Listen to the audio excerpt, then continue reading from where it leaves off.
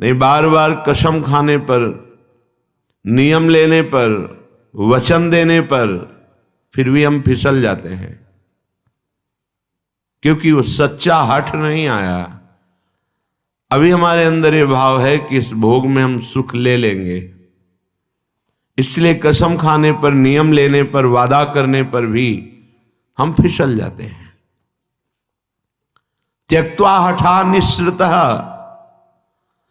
इनसे तुम हठपूर्वक अपना राग छुड़ा लो नहीं, ये हठपूर्वक तुमसे हट जाएंगे। बलात्काल सब कुछ छीन लेगा। क्रंदम क्रंद ममंद कंदलित सदभवांकुरः सत्वरम। यदि तुमने इनका राग छोड़ दिया, नाम जपना शुरू किया, धाम का आश्रय ले लिया या धाम का वास मिल गया, तो तुम्हें एक परम लाभ मिलेगा।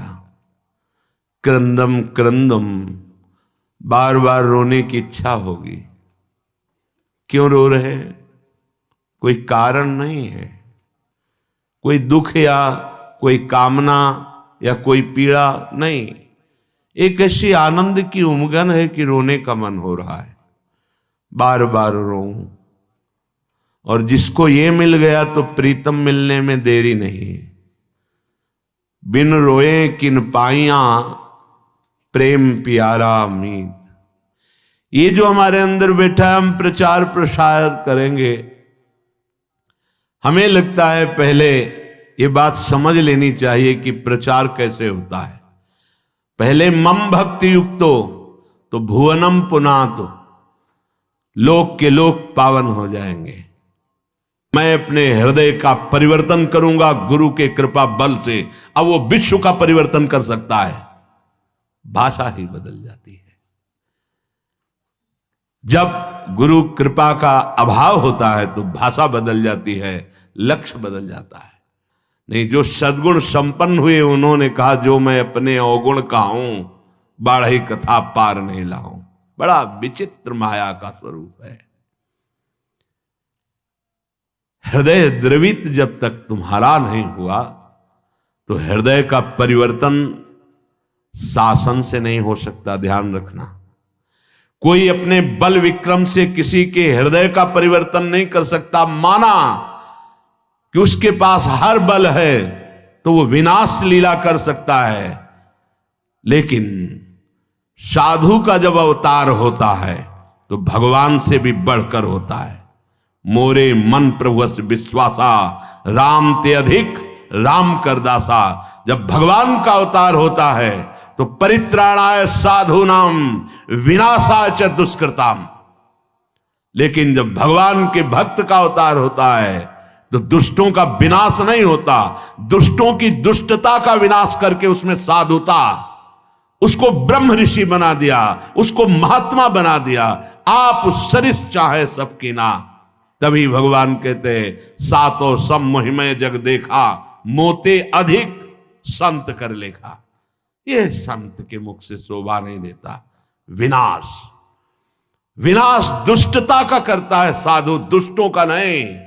दुष्टों को गले लगाकर उनकी दुष्टता का नाश करके उनको साधु बनाता है। ये भगवान से जुड़े हुए चित्त वाले महाभागवतों के द्वारा जो जगत का मंगल होता है वो बाहरी बातों से नहीं होता है, वो पार्टी बंदी से नहीं होता है। एक अकेला संपूर्ण लोक का पावन करने की सामर्थ्य रखता है। कौन? जो वाग गदगदा द्रवते यस्य चित्तम रुदक्ति भीक्षणम हसते क्वचिच्च विलज्ज उद्गायति नृत्यते च मद भक्ति युक्तो भुवनम पुनात। पहले मद भक्ति युक्तो, पहले हृदय में भगवान की ऐसी भक्ति जागृत हो गई, सब जगह अपना स्वामी नजर आ रहा है। अब वो जहां बोलेगा, हृदय की ग्रंथ खोलेगा, जिससे मिलेगा उसके जीवन का परिवर्तन होगा, क्योंकि हृदय में वो वस्तु जागृत हो गई है। बचना चाहिए दूसरों के सुधार का ठेका जो हृदय में जागृत होता है, ये बचना चाहिए। जब आप प्रभु के हाथ के यंत्र बन जाएंगे तो बड़ा सा बड़ा कार्य ऐसे हो जाएगा। वो प्रभु जो मूकम करोति वाचालम पंगुम लंघयते गिरिम यत् कृपातम हम वंदे परमानंद माधवम। मूक होए वाचाल पंगु चढ़े गिरिवर गहन। जो एक कदम नहीं चल सकता वो पहाड़ लांघ सकता है। जो चेतन का जड़ करे जड़े करे चैतन्य असमर्थ। मसकई करें बिरंची अजय मसकते हीन। ब्रह्मा को मच्छर बना दे मच्छर को ब्रह्मा। ऐसे सामर्थ्यशाली प्रभु जिसके हृदय में जागृत हो गए वो मम भक्ति युक्त भुवनम पुनात। पहले अपनी स्थिति में आए, पहले स्थित प्रज्ञ बने, तब बात देखे तो किसी का उद्धार करने की बात ही नहीं रह गई। कीर्तन परायण, नाम जप परायण, लीला गायन परायण जो महाभागवत जन हैं, इनके द्वारा बिना संकल्प के स्वयं जगत का मंगल होता रहता है। गीत्वा तुमम नामानि नर्तयेन मम सन्निधौ इदं ब्रवीमि ते सत्यम क्रीतोहम तेन चार्जुन। हे अर्जुन, जो उच्च स्वर से विविध ध्वनियों में मेरे नाम का कीर्तन करता हुआ मेरे सामने नाचता है, मैं सत्य कहता हूं मैं उसको देने में असमर्थ हूं, स्वयं बिक जाता हूं। क्योंकि भगवान ऐसे प्रेमी को माया नहीं देते। भगवान कहते हैं मेरे पास कुछ देने के लिए नहीं रहता, मैं स्वयं उसके अधीन हो जाता हूं। सत्यम कृतोहम तेन अर्जुन इदम ब्रवीमि ते सत्यम।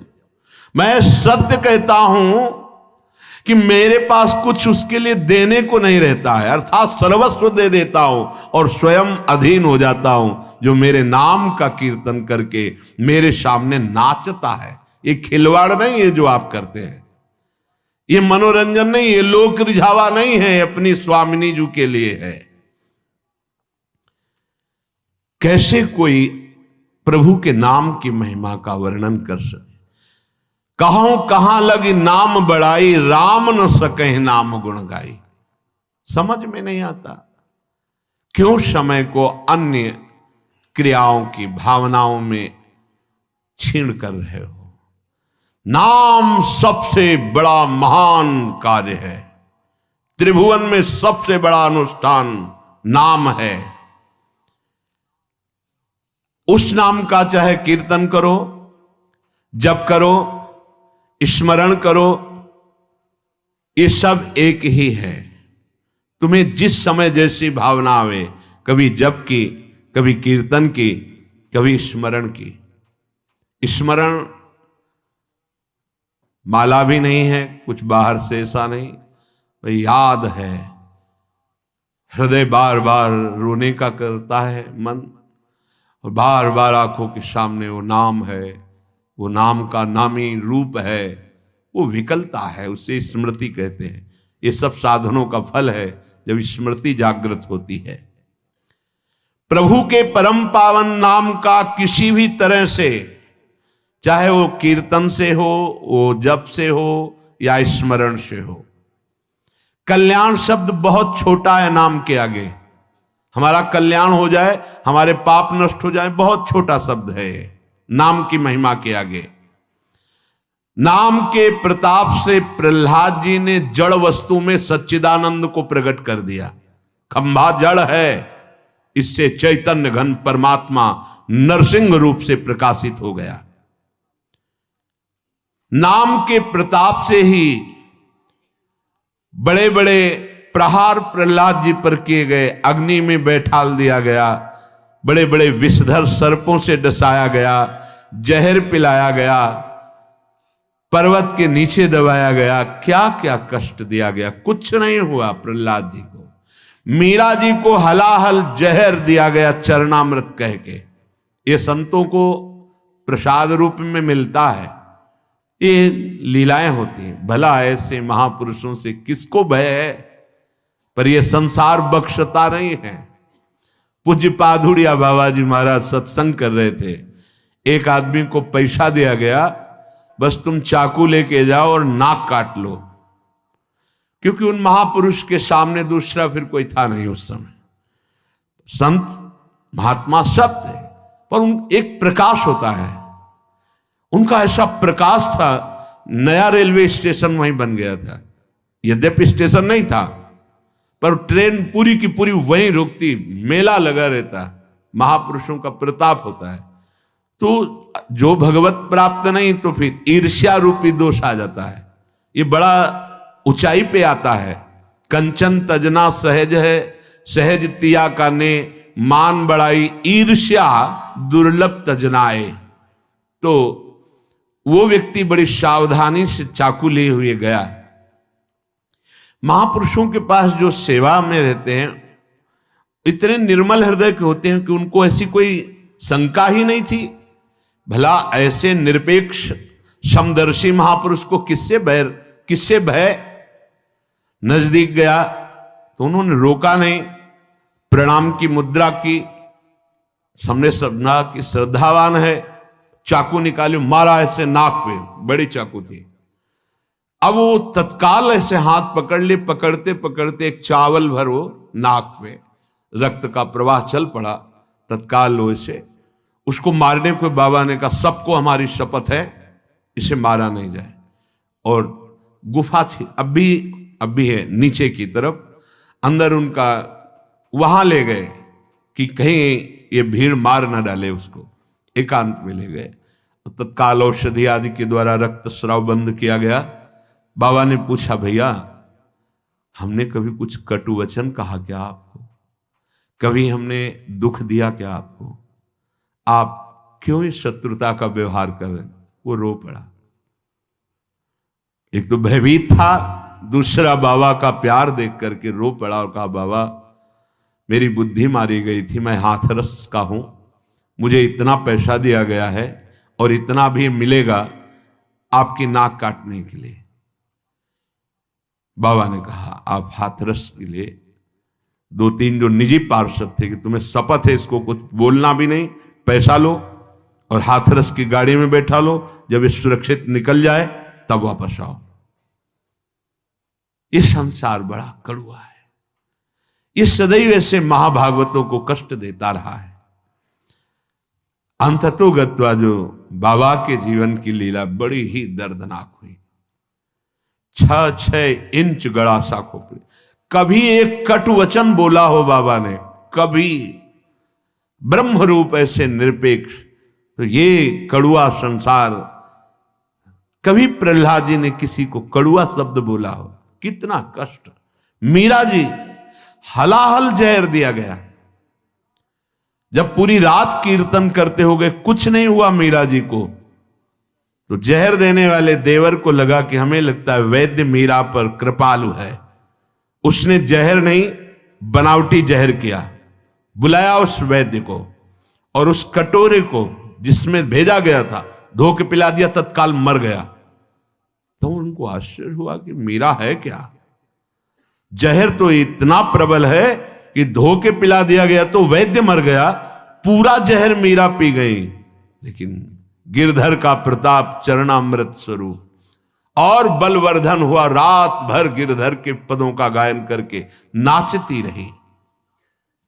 नाम का प्रताप भगवान देवर्षि नारद बना दिया दासी पुत्र को। नाम का प्रताप ही जगत पूज्य सबको बना देता है। नाम का प्रताप, ब्रह्मा जी ने समस्त सृष्टि को रचा है। नाम का प्रताप कुछ भी कर सकता है। हनुमान जी महाराज जय श्री राम बोलकर 400 योजन का समुद्र लांग गए। आप विचार करो, नाम में कितनी सामर्थ। नाम के प्रताप से समुद्र मंथन में निकला हुआ हलाहल विष भगवान शंकर यहीं रोक लिए, पूरा विश्व भस्म हो जाता उस जहर से। भगवान शिव पी गए, यहां रोक दिया। नाम पड़ गया नीलकंठ। नाम के प्रताप से रामानुजाचार्य, वल्लभाचार्य, माधवाचार्य, निम्बारकाचार्य, महाप्रभु चैतन्य देव और भी आचार्य महान भागवत जितने भी हुए हैं, सब ने नाम के प्रताप से करोड़ों असंख्य जीवों को परम पद प्रदान किया। आचार्य क्या प्रदान करते हैं? नाम। नाम की महिमा भगवान शेष जी अपने 2000 जिह्वा से, भगवान शिव जी, गणेश जी, शारदा जी, किसी की सामर्थ्य नहीं कि वर्णन कर सके पूर्ण रूप से। बस इसका सुख वही जानता है जिसने एक बार स्वाद चख लिया। जिसने स्वाद चख लिया, सारे पाप ताप मिट गए, वो स्वयं मुक्त हो गया और दूसरों को मुक्त करने की सामर्थ्य प्राप्त कर लिया। इसी के बल से बहुत से संत मुक्त हो गए, मुक्त हो रहे हैं और आगे मुक्त होते रहेंगे। नाम जीवन है, नाम परम धन है, नाम परम मित्र है, नाम हमारी इज्जत है, नाम हमारी कीर्ति है, नाम परम पद है, नाम अमृत है। बहुत ध्यान से सुनिए।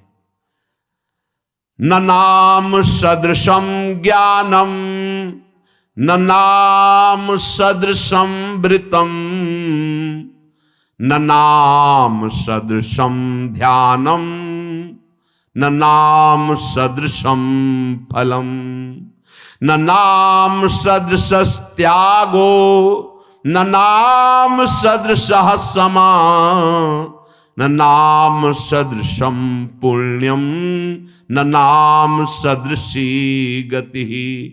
नामैव परमा मुक्तिर्, नामैव परमा गति, नामैव परमा शांतिर्, नामैव परमा स्थितिः, नामैव परमा भक्तिर्, नामैव परमा मतिः, नामैव परमा प्रीतिर्, नामैव परमा स्मृतिः, नामैव कारणं जन्तुर्, नामैव प्रभुरेव च, नामैव परमाराध्यो, नामैव परमो गुरुः। न नाम सदृशम ज्ञानम। यदि आपके हृदय में बात बैठ गई कि अब तो बस राधा राधा राधा, इससे बड़ा कोई आपको अब ज्ञान प्राप्त करना नहीं है, सब ज्ञान प्राप्त हो जाएगा। मान लीजिए, जैसे आप जानते हैं कि ये पाप कर्म है, नहीं करना चाहिए, पर आप नहीं जाने, वो आपसे होगा क्योंकि आपके अंदर नाम नहीं है। आज तक जितने सिद्ध महापुरुष संत हुए, सबके जीवन में नाम पाया गया है। 5 वर्ष के प्रहलाद जी की जैसी सिद्धि वैसा बड़ा दुर्लभ पाया जाता है। 5 वर्ष का बालक ऐसा महान सिद्ध है कि त्रिभुवनपति हिरण्यकश्यप विरोध करके हार गया, डर गया, मर गया, कुछ नहीं, एक बाल बांका नहीं कर पाया। वो महापुरुष निरंतर भगवान के नाम में स्थित है। आज तक कोई ऐसी परम अटल पदवी नहीं प्राप्त की जो ध्रुव जी को मिली। 5 वर्ष का बालक गुरुदेव नारद जी की कृपा से द्वादशाक्षर मंत्र में परम स्थिति की अटल पदवी प्राप्त कर ली। नाम से बढ़कर कोई ज्ञान नहीं है। जिनको सीधे राम बोलना नहीं आता था, वो ब्रह्म ऋषि हो गए। भगवान के अवतार के पहले भगवान की लीला रच दी, ब्रह्मा जी के समान ज्ञानी हो गए। किससे? नाम से। न नाम सदृशम ज्ञानम। यदि आप नाम जब प्रारंभ कर दिए तो आप जैसा कोई ज्ञानी नहीं, क्योंकि आपने सार बात पकड़ ली। न नाम सदृशम व्रतम। आप कोई भी व्रत रह रहे हैं और नाम जप नहीं चल रहा, वो खास बात नहीं है, खास बात नहीं है। आपने एक व्रत ले लिया है कि कैसी भी परिस्थिति हो हम नाम नहीं भूलेंगे, नाम चला, इससे बड़ा कोई व्रत नहीं। न नाम सदृशम व्रतम, नाम के सदृश कोई व्रत नहीं। जो नाम जापक हो महान व्रतधारी है। न नाम सदृशम ध्यानम, यदि आपके ध्यान में हर समय नाम रहता है, राधा, इससे बड़ा कोई ध्यान नहीं। क्यों? क्योंकि आपके हृदय को पावन करके नामी को वहां विराजमान कर देगा। जहां तुम अक्षर देख रहे हो वहीं अक्षर अविनाशी रूप प्रकाशित हो जाएगा, पक्का। न नाम सदृशम फलम, यदि तुम्हारी जिह्वा में नाम आ गया, अब इससे बड़ा कोई फल नहीं है, अब सब प्राप्त हो जाएगा, देख लेना, बस नाम। न नाम सदृशस त्यागो, जिसने नाम को पकड़ लिया और सब छोड़ दिया, उससे बड़ा कोई त्यागी नहीं। यही बार बार बात कह रहे हैं। आप ज्यादा विस्तार बुद्धि करोगे तो नाम से मन छूट जाएगा और मन संतोष करने लगे, ये भी तो धर्म है, ये भी तो कार्य है। ऐसा नहीं, एक महान व्रत है जिसका निरंतर नाम, उसके लिए अवसर तुम्हें मानव देह में दिया गया है। अगर नाम जप कर रहे हैं तो आप सबसे बड़े त्यागी हैं। किसी भी प्रक्रिया से मेरा नाम जप नहीं छूटना चाहिए। त्रिभुवन की राजलक्ष्मी देने पर जो आधे पल के लिए भी अपने प्रभु का नाम विस्मरण नहीं करता, वो महाभागवत है, एकादश स्कंद में वर्णन किया गया है। त्रिभुवन की राजलक्ष्मी देने पर नहीं, अपने प्रभु को नहीं भूल सकता। न नाम सदृशस त्यागो, दूसरा भाव, नाम जपो, देखो इतना बड़ा त्यागी बना देगा आपको। हृदय से संपूर्ण ब्रह्मादिक के भोग सब विषम लागत ताई, नारायण ब्रज चंद की लगन लगी है जाई। अद्भुत त्याग प्रकट कर देता है नाम। न नाम सदृशम समः, इंद्रियों को अधीन कर लेना, मन का निग्रह कर लेना, ये बहुत कठिन होता है। लेकिन नाम जब करो, देखो अपने आप इंद्रियां शांत हो जाएंगी, मन शांत हो जाएगा। न नाम सदृशम पुण्यम, अगर नाम जब चल रहा है, इससे बड़ा कोई पुण्य नहीं है, इससे बड़ा कोई पुण्य नहीं है। आप जिसको देख लोगे, जिससे संभाषण कर लोगे, जिसके हाथ का पानी पी लोगे, जो तुम्हें प्रणाम कर लेगा, वो उसको वस्तु प्राप्त हो जाएगी जो कहीं और नहीं प्राप्त होती। इसलिए नाम जापक जनों के द्वारा सतरत सतरत सा लोकांतरियत, ये फ्री नहीं, प्रणाम नमस्कार कुछ भी यहां फ्री नहीं। जो आप भजन कर रहे हैं उसका हिस्सा सबको जाता है। इसीलिए शुभ नमस्कार करने वाले ले गए, अशुभ निंदा करने वाले ले गए, शुभ अशुभ दोनों का त्यागी वो भगवान को प्राप्त हो गया। न नाम सदृशम पुण्यम, जब नाम पे तुम्हारी ये बात आ जाएगी, इससे बड़ा कोई पुण्य नहीं, इससे बड़ा कोई दान नहीं। आप जोर से बोले जय जय श्री राधे, और ये जिनके कानों में पड़ा उनका मंगल हुआ, इससे बड़ा कोई दान नहीं है। दूसरा, गुरुदेव को इसीलिए बहुत बड़ा दानी कहा गया क्योंकि उन्होंने नाम दान किया है। ये प्राकृतिक मायाकृत वस्तुओं के द्वारा गुरु दक्षिणा देने से कोई ऋण नहीं हो जाता। गुरु ऋण से ऋण हुआ जाता है सिर्फ भगवत प्राप्ति करके। जो गुरुदेव ने मंत्र नाम दिया, उसी के प्रभाव से इष्ट का साक्षात्कार कर लिया, अब गुरु स्वरूप हो गए, गुरु ऋण से मुक्त हो गए। न नाम सदृशी गति ही, जिसकी जिह्वा पे नाम चल रहा है उसको जो गति प्राप्त होगी, और किसी साधनों में उतनी सामर्थ्य नहीं कि वो गति प्रदान कर सके। नामयु परमा मुक्तिर, नाम चल रहा है तो मोक्ष तुम्हारे चरण चूम लेगा, देख लेना। नाम जप करो, समस्त सिद्धियां, समस्त मोक्ष अपने आप आपके हृदय में आके बताएंगे कि मैं आ गया, स्वीकार करो। हृदय के द्वार पर वो नाम जापक ध्यान ही नहीं देता, ना उन सिद्धियों का, ना उन मोक्षों का। नामैव परमा शांतिर। आहा, नाम जापक का हृदय जैसा शांत होता है, द्वंद्वातीत होता है, गुणातीत होता है, वैसा अन्य साधनों में बड़ी कठिनता से। नामयु परमा स्थिति ही, जो निरंतर नाम जप करता है उसकी परम स्थिति होती है, महान स्थिति। कहां होती है? लीला प्रवेश, जो अत्यंत दुर्लभ है। ये नाम प्रेम मूल है, प्रेम प्रकट हुआ, लीला में प्रवेश हुआ। नामयु परमा भक्तिर, नाम चल रहा है तो परम भक्ति हृदय में विराजमान। नामयु परमामति ही, नाम चल रहा है, आपसे बढ़कर बुद्धिमान कोई है ही नहीं। देख लेना, बहुत बुद्धिमान बनते लेकिन विनाश की तरफ जा रहे हैं, वो बुद्धि नहीं है।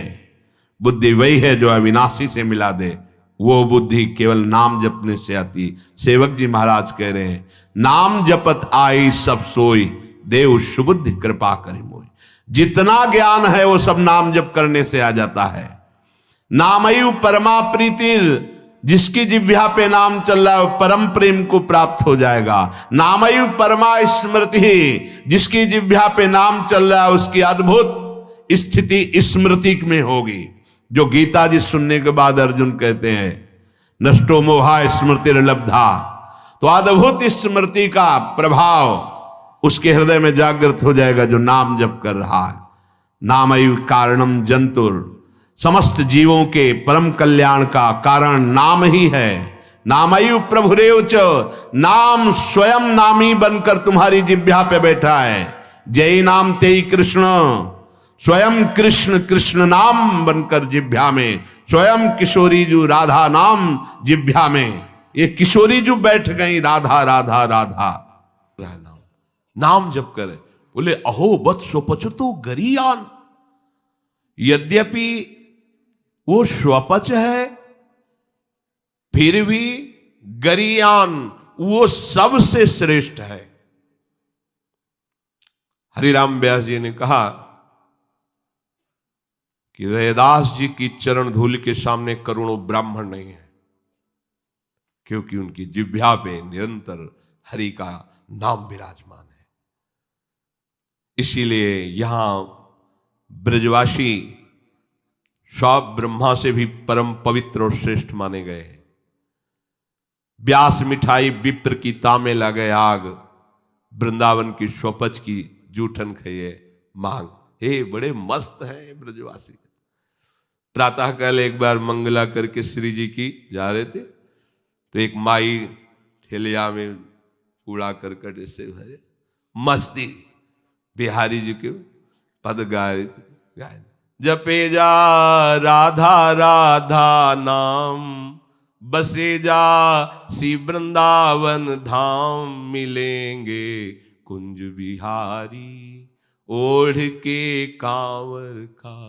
ठेलिया ऐसे कूड़ा के लिए रोका और कुछ भेंट दिया, चरणों में प्रणाम किया।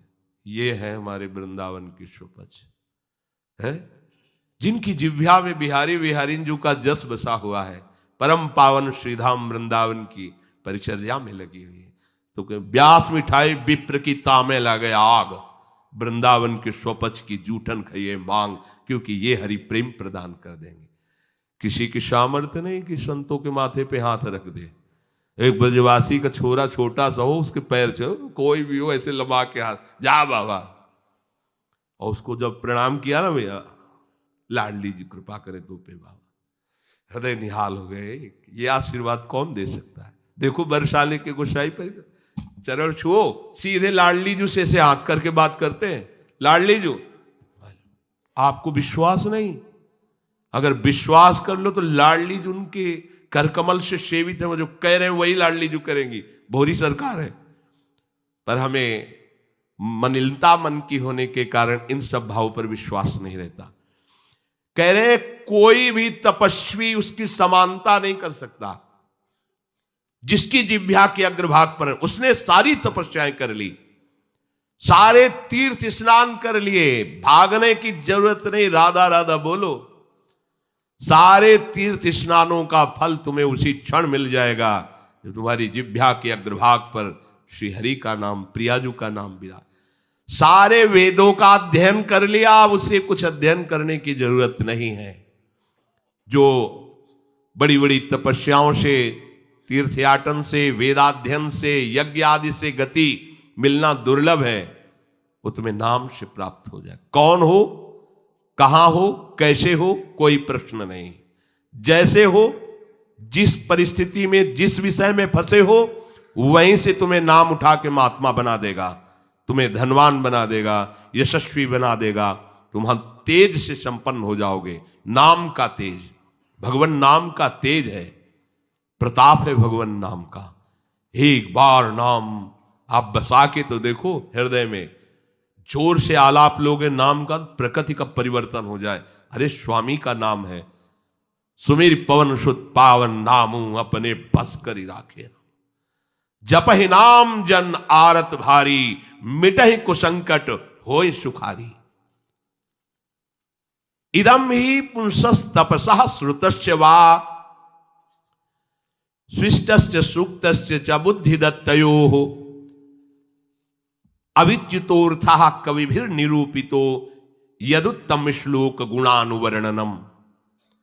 बड़े बड़े वेदनिष्ठ ब्रह्म ऋषियों ने निश्चय किया है कि भगवान के नाम का निरंतर जप, गुण कीर्तन, इससे बड़ा कोई तप नहीं है, कोई वेदाध्ययन नहीं, कोई यज्ञ नहीं, कोई ज्ञान या कोई दान इससे बढ़कर के नहीं है। बस प्रभु के नाम में तुम्हारी प्रीति हो जाए। कलिम सभाजयंत्यार्या गुणज्ञाः सारभागिनः, यत्र संकीर्तने नैव सर्वः स्वार्थो भी लप्यते, न हृतः परमो लाभो देहिनां भ्राम्यतामिहि, यतो विंदेत परमां शांतिम नश्यति संस्कृति। ये कलिकाल किसी को बख्शेगा नहीं, अगर नाम जप नहीं तो बुद्धि को भ्रष्ट कर देगा। इसका प्रभाव है कपट, चतुरता, बेईमानी और पापाचरण में रति, इसका प्रभाव है। कली इन दोषों से संपन्न है, पर एक इसका महान गुण है, जिसकी जिह्वा पे प्रभु का नाम होगा, इसके कोई भी दोष उसका स्पर्श नहीं कर सकते, और कली स्वयं भयभीत हो जाता है जिसकी जिह्वा पे नाम है। इसकी एक बड़ी प्रशंसा है, 10,000 वर्ष तपस्या करने पर जो फल मिलता है, 24 घंटे निरंतर नाम जप करने से मिल जाएगा। कलयुग की ये विशेष महिमा है। हम लोगों को भगवत प्राप्ति बड़ी सहज है। दाहिने पैर के अंगूठे के बल हाथ उठा के ऊपर से बोले कितने, 10,000 वर्ष, ऐसे 10 सेकंड नहीं खड़े हो सकते अपने लोग, नहीं, दाहिने पैर के अंगूठे के बल हाथ उठा के 10 सेकंड नहीं खड़े हो सकते। और वो अवश्य भगवान की प्राप्ति की बात नहीं कही गई, वो अलग अलग कामनाओं की अलग अलग लक्ष्य। 24 घंटे नाम कीर्तन करने से वो फल प्राप्त हो जो उनको 10,000 वर्ष ऐसे करने से। कलयुग का बड़ा प्रताप है। जो तुम स्वार्थ की पूर्ति चाहते हो या परमार्थ की पूर्ति चाहते हो, या तुम रोग का नाश चाहते हो, तो एकमात्र उपाय है भगवान के नाम का निरंतर जप करो। निरंतर शब्द में बड़ी कठिनता है, महात्मा जन इसी का प्रयास करते। अव्यावृत भजनात्, ये सिद्ध अवस्था है निरंतर भजन। आपसे निरंतर ना हो तो थोड़ी थोड़ी देर में स्मरण करने का अभ्यास बना लीजिए। एक बार सत्संग में कि अगर 5 मिनट में एक बार राधा बोल दो, कि हर 5 मिनट में एक बार राधा बोलना है, राधा 5 मिनट फुर्सत करो, चिंतन या कार्य जो कर रहे हो, पर 6वां मिनट न लगने पावे फिर 5 मिनट राधा। एक दिन आप देखना निरंतर नाम चलने लगेगा। इससे विषयों के प्रति जो आसक्ति है वो एक बार तो बढ़ेगी। होम्योपैथिक दवा जैसे नहीं, रोग एक बार उभरेगा, आपको लगे, वो बढ़ती नहीं है, अंदर छुपी हुई निकलती। ध्यान से सुनोगे तो प्रश्न खत्म हो जाएंगे। अपने लोगों के प्रश्न रहते हैं, जब भजन में बैठते हैं तो बड़ा मन चंचल होता है, बड़ी गंदी बातें आती हैं, ये वो हम भी कह रहे हैं। जब आप नाम जपना शुरू करोगे तो पहले आपको जलन होगी, आपके अंदर ये विकार दिखाई देंगे, पर ये आते नहीं हैं, ये जाते हैं। धीरे धीरे इनका शमन हो जाएगा। और जब कभी आपको ऐसा लगे कि अब नाम जपने में हमारा एकाग्रमन नहीं हो रहा, तो बहुत सुंदर उपाय है, ताली बजाकर नाम कीर्तन करने लगो। अपने को विजय प्राप्त करना है मन पर और विषय भोगाभ्यास पर। और ये ऐसा नहीं कि ये नाचना गाना है सब, ऐसा नहीं, इससे भगवान की प्राप्ति हो जाती है। जितने बड़े बड़े महान भक्त हुए सब नृत्य करते थे। मीरा जी रात रात भर नृत्य करती गिरधर के सामने। नरसिंह मेहता की करताल प्रसिद्ध थी। 4 भक्त साथ है, करताल लेकर नाचते, गोविंद रीझ जाते हैं।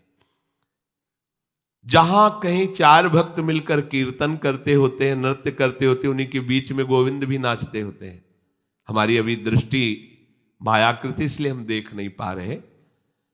प्रह्लादस्तालधारी तरल गतितया चोद्धवः कांस्यधारी वीणाधारी सुरसिंह स्वर कुशलतया राग करतार्जुनो भूत इंद्रो वादीन मृदंगम जय जय सुकराः कीर्तने ते कुमारा यत्रागे भाववक्ता सरस रचनया व्यास पुत्रो बभूव। एक बार इन बड़े भक्तों का मिलन हुआ। श्री प्रहलाद जी, उद्धव जी, नारद जी, सनक सनंदन जी, सुखदेव जी आदि। अब इतने बड़े महापुरुष एकत्रित हुए तो बोले भगवान को बुलाया जाए प्रगट में। बोले एक ही उपाय है, मद भक्ता यत्र गायंती तत्तिष्ठाम। नारदा नारद जी ने कहा भगवान वहीं आ जाते हैं। तो श्री प्रहलाद जी ने ताल देना प्रारंभ किया। ये भगवान को बहुत प्रिय है।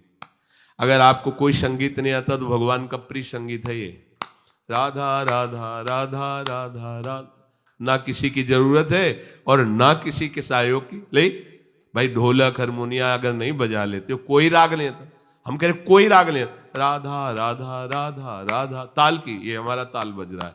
ये बहुत बहुत ही काम की बात है। आप मान लीजिए, आपको मन लगाने के लिए बहुत बढ़िया उपाय और भगवत प्रसन्नता का बहुत बढ़िया उपाय है। जहां आपका मन न लगे शुरू आप देखना मन लग जाएगा। उद्धव जी ने मंजीरा उठाया। अब मंजीरा सब कोई न बजा पाए तो ऐसे ही उसको करते हो, राधा राधा राधा जय जय राधा वल्लभ श्री हरिवंश राधा वल्लभ से वो आ जाएगा बजाना। हम ये देख रहे हैं कि प्रभु समस्त कलाओं से युक्त है और आप उनका गुणगान करो तो सीख जाएंगे। इतनी बड़ी बच्ची है, स्कूल ही नहीं गई, पूरी चतुरासी जी कंठस्थ सुधा निधि। आश्चर्य है, सुधा निधि के श्लोक बोलने में व्याकरण पढ़े हुए भी लड़खड़ा जाएंगे और ककहरा नहीं पढ़े, गई नहीं स्कूल। ये सर्वाश्चर्य में सकल विद्या विदित रहस्य श्री हरिवंश हित। हमारी स्वामिनी सकल विद्या विदित है, आश्रय निर्मल हृदय ने लिया, वाणी प्रकाशित है। श्री चतुरासी जी कंठ। हम तो आश्चर्य, पर सर्वाश्चर्य में स्वामिनी जो, इसलिए क्या नहीं आपको ज्ञान हो जाएगा। आपको क्या पता नहीं चल जाएगा। जब प्रभु का पता चल गया तो सब उन्हीं में समाये हुए हैं, सब ज्ञान आ जाएंगे। श्री उद्धव जी ने मंजीरा उठाया और नारद जी का प्रसिद्ध वाद्य यंत्र तो वीणा जी है ही, और अर्जुन जी राग आलापने लगे। इंद्र ने मृदंग बजाना शुरू किया। सनक सनंदन बीच बीच में जय हो। ये कोई हंसी मजाक नहीं, जैसे कीर्तन में आप लोग बोलते हैं जय हो जय हो जय हो, आप बोलते हैं ना, ये साधारण बात नहीं है। भगवान बहुत प्रसन्न होते हैं इससे। बोले ये सनक सनंदन सनातन सनत कुमार बीच में नाम कीर्तन में जय ध्वनि बोलने लगे, जय हो जय हो। और सुखदेव जी भावभंगियां प्रकट करने लगे। जीव ही एक कीर्तन और नृत्य हुआ तो बीच में देखा प्रभु प्रकाशित हो गए। तासा मावीर भूत छोरी स्मयमान मुखाम जा पीतांबर धरासरक भी साक्षान मत। और वो भी कोई खड़े ले हुए, वो भी तो नटवर नागर हैं, सकल कलाओं में प्रवीण। तो प्रभु नृत्य कर रहे हैं, भक्त जन आसपास मृदंग में। कैसा आनंद! ये जो आनंद आपको आता है, तो आनंद कौन है जानते हो?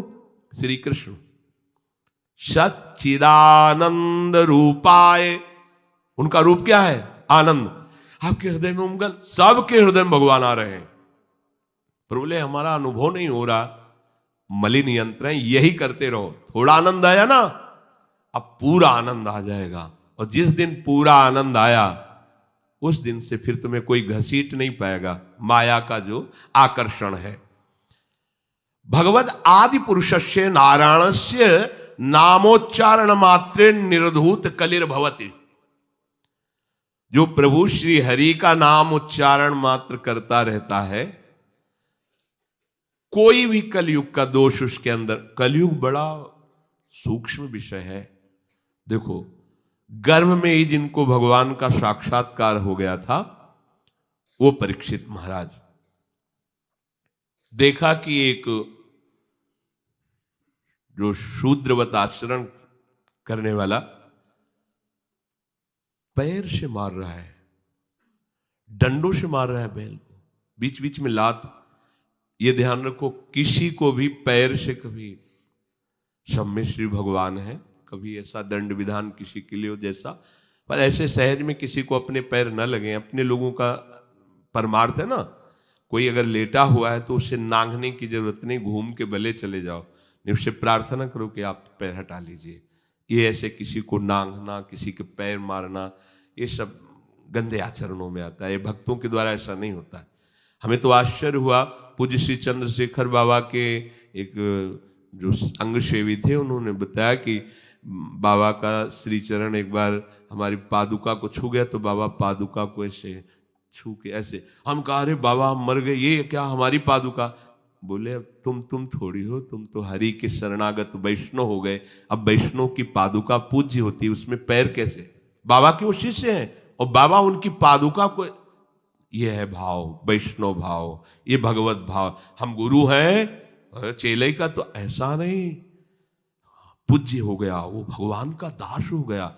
हम तो पोस्टमैन हैं, हमें जो मिला वो इधर दे दिया, लेकिन वो वही है, उसको उसी भाव से देखे कि भगवान का निज जन, भगवान का भक्त है।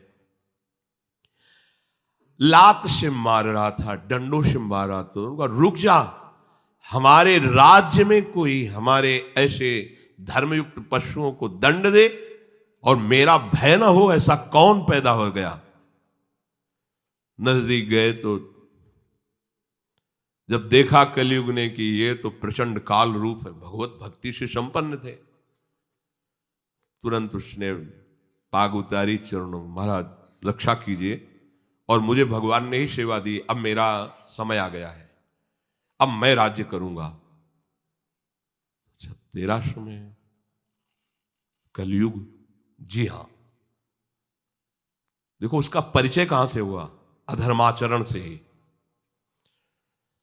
तो उनका जब तक मैं जीवित हूं तब तक तेरा राज्य नहीं आने दूंगा, हमारी प्रजा में अधर्माचरण फैल जाएगा।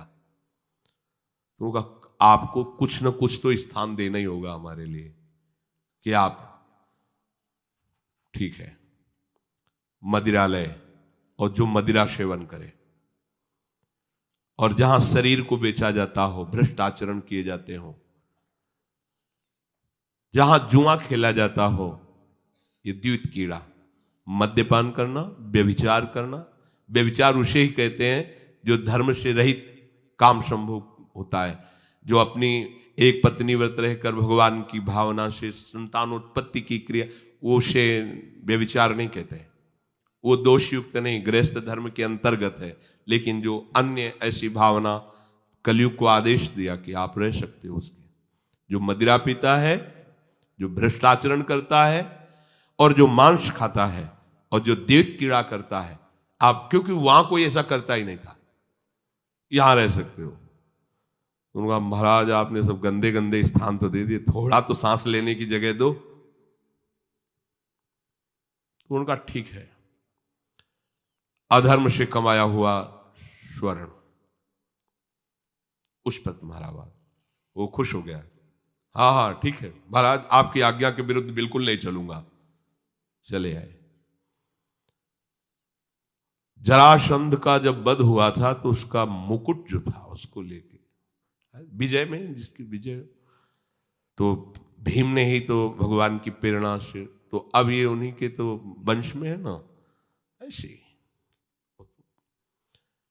धरते ही शिकार की वृत्ति जागृत हुई, जंगल में गए, शिकार तो मिला नहीं, प्यास से व्याकुल हो गए। एक महात्मा समाधि में बैठे हुए थे, उनके आश्रम में प्रवेश किया। महात्माओं के आश्रम में प्रवेश करने की मर्यादा होती है। पाग, अस्त्र शस्त्र, अपना पद का भाव ये बाहर ही रख देना चाहिए, क्योंकि यहां सर्व लोग महेश्वर भगवान के चिंतन में लगे हुए हैं। और विश्वास रखे कभी अमंगल नहीं हो सकता। तुम्हारे अंग रक्षक तुम्हारी रक्षा नहीं कर सकते जैसा भगवान नाम रक्षा करता है। तो भगवान नाम का वहां सुरक्षा कवच होता है जहां भगवत प्रेमी महात्मा होते हैं। इसलिए बहुत जगह शास्त्रों में पाया गया है। जैसे कर्ण ऋषि के आश्रम में दुष्यंत जी तो अंगरक्षकों को बाहर ही छोड़कर अपना राजमुकुट और चरण पादुका उतार करके बड़ी दैन्यता से गए। ऐसे कई जगह महात्माओं के, पर आज ही भूल गए। ऐसे सीधे आश्रम में प्रवेश किए, घोड़े से उतरे, कोई है, प्यास लगी है। तो ये मर्यादा है कि यदि राजा पधारे तो खड़े होकर उसका स्वागत किया जाता है, क्योंकि हम राजा के राज्य में रहकर भजन करते हैं। वो राजा हमारे भगवान का स्वरूप है, उसका खड़े होकर स्वागत और अर्घ आदि दिया जाता है। ऐसा पूर्व ऋषियों ने किया भी है। अब वो समाधिस्थ में शमीक ऋषि उनका नाम था, नजदीक गए, बड़े बड़े महात्माओं के दर्शन किए होंगे तो क्या जानते नहीं कि समाधि अवस्था में है। समाधि अवस्था केवल शरीर दिखाई दे रहा है, बाहर से आप उसे मृत जैसा भी कह सकते हैं। अमृत स्थिति है, प्राण वायु भी संचलन नहीं हो रहा है। भगवदाकार वृत्ति अंदर से, बाहर से सब क्रियाएं रुकी हुई हैं। समाधि की अलग अलग स्थितियां होती हैं। तो आज इनको देखो कलयुग का प्रभाव, उनको ढोंग नजर आ रहा है राजा आया, इससे क्या बात करना है, बस ये बात सोच करके तुम आंख मूंद के बैठ गए। और बाहर निकले, देखा एक मरा हुआ सर्प पड़ा हुआ था, उसे उठाया, उनके गले में डाल दिया। ऐसे ये कलयुग का दोष। एक महात्मा पर पाखंड का आरोप, जब कलयुग चढ़ जाएगा तो तुम्हें सब ऐसे नजर आएगा, सब पाखंडी है, सब भ्रष्ट हैं, अरे सब नाटक है, कलयुग का स्वभाव। और उनका अपमान करने की चेष्टा, ये अपमान है। अच्छा, उनको ये पता भी नहीं है कि कोई आया है, कोई ऐसी चेष्टा कर रहा है। चले गए। कुछ ब्रह्म ऋषि बालक कोई सेवा कार्य से आश्रम में प्रवेश किए तो देखा समीक ऋषि के गले में मरा हुआ सर्प। तो वहां बाहर वनवासियों से पूछा कौन आया था, बोले चक्रवर्ती सम्राट महाराज परीक्षित। दूसरा कोई नहीं गया? नहीं। तो ऐसा अमंगल कार्य, इतना उनका अभद्र व्यवहार एक ब्रह्म ऋषि से। छोटे छोटे बालक ही ऋषियों के थे, गए और श्रृंगी ऋषि तर्पण कर रहे थे सूर्य भगवान का, तो जाके कहा कि आपके पिता के गले में मरा हुआ सर्प महाराज चक्रवर्ती सम्राट परीक्षित ने डाल दिया है। ऐसा धर्म का शासन करने वाला राजा अब इतना अधार्मिक हो गया कि संत महात्माओं की स्थिति को भी नहीं जानता और अपमान कर दिया। ये समझते हैं कि इनको कोई दंड नहीं दे सकता, तो ये भूल करते हैं। ये दंडधारी राजाओं से भी बढ़कर प्रचंड दंड देने का अधिकार ब्रह्म ऋषियों के बालकों को भी है। जल उठाया और कहा मैं सत्य को साक्षी करके इस राजा को शाप देता हूं, 7 दिन के अंतर्गत भयंकर रूप धारण करके तक्षक डसे, उसके 7वें दिन मृत्यु हो जाए। अब बधाए अपने पिता के गले में लिपट कर रोने लगे। बहुत हिलन डुलन रोने की आवाज, धीरे धीरे प्राणवायु संचलित हुई। आंख खुला और कहा रो क्यों रहे हो? उन्होंने कहा कि गले में सर्प डाल करके परीक्षित जैसा अपमान, कोई बात नहीं है, और हमें चाहिए था कि हम उनका उठकर स्वागत करते, उनको जलादि पिलाते, गलती हमारी है। देखो ब्रह्म ऋषि। तो अन्य ऋषि बालकों ने कहा कि श्रृंगी ने तो शाप दे दिया, तुमने भयंकर ऐसा कैसे कार्य, वो शाप के योग्य है? क्या शाप दिया? बोले 7 दिन में तक्षक सर्प पाएगा, डस लेगा। अब तो उनकी भी सामर्थ्य नहीं पिता की भी कि मिटा सके। ब्रह्म ऋषि के वचन ऐसे नहीं होते। अब तो ना ब्राह्मणत्व रह गया, ना तपस्या रह गई, न भजन रह गया है, ना भाव रह गया है। दिन भर हम झूठ बोलते रहते तो हम कुछ भी बोले क्या लागू होगा? जो सत्य का चिंतन करता है, ब्रह्मचर्य से रहता है, सत्यवाणी बोलता है, वो आज भी बोल दे तो वैसे ही हो जाएगा जैसा बोलेगा। एक बालक के वचन को ब्रह्म ऋषि भी नहीं मिटा सकते। अपने शिष्यों को भेजा, जाओ निवेदन करो महाराज परीक्षित को। उधर हो गए, जीव ही मुकुट उतार कर, ये क्या हो गया मेरे द्वारा, ये क्या, हाय हाय मच गया हृदय में। मैं किसी महात्मा के साथ ऐसा व्यवहार कैसे कर सकता हूं? भगवान मुझे दंड दे। ये है धर्मात्मा का, भगवान मुझे दंड दे, बिल्कुल क्षमा न करे। इतने में ऋषि के शिष्य पहुंच जाते हैं और कहा महाराज आपको एक सूचना है, वो बड़ी अशुभ सूचना है। आपके द्वारा जो कृत्य हुआ उसका दंड विधान श्रृंगी ऋषि ने कर दिया है। आज के 7वें दिन तक्षक सर्प आपको डसेगा, आप अपना उपाय कर लीजिए। कल्याण का, बचने का तो कोई उपाय ही नहीं है। बहुत प्रसन्न हुए, जैसे किसी ने उनको महासुख दे दिया। ये है भगवान के आश्रित, कोई भी साप ताप भय नहीं प्रदान कर सकता। प्रसन्न हुए, मैं तो मांग ही रहा था कोई दंड मिले, बहुत अच्छा हुआ। जन्मेजय को बुलाया, उसी क्षण रात दिया, और गंगा किनारे जा करके बस आमरण अनशन व्रत, एक बूंद पानी भी नहीं पीऊंगा, और कैसे भगवत प्राप्ति हो 7 दिन में चिंता नहीं कर रहे थे। बड़े बड़े संत महात्माओं ने जब साप की बात सुनी, सब आ गए गंगा किनारे। उसमें भगवान व्यासदेव जी, वशिष्ठ जी, बड़े बड़े महापुरुष नामी सब आ गए। सबसे पूछा 7 दिन में निश्चित भगवत प्राप्ति हो जाए, आप सब हमें ऐसा उपाय बताइए।